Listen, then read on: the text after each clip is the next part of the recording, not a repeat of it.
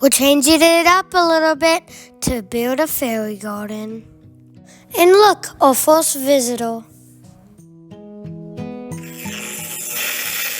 The 3B Kids of Texas!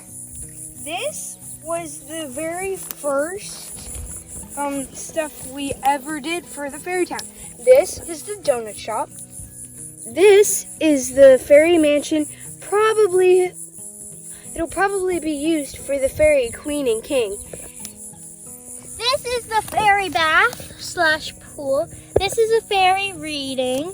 I put a little flower bookmark there so everybody could bathe, go to a pool party or something like that. And there's a little trail leading from the pool bath to this little neighborhood here.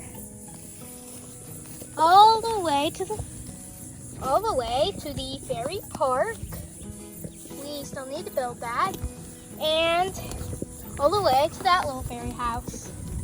It has an up top deck, and this is where you get almost everything.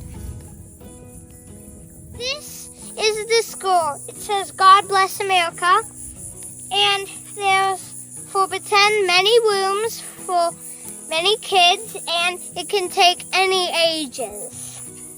The fairies love the school, and this is the thing where they can walk through the bridge.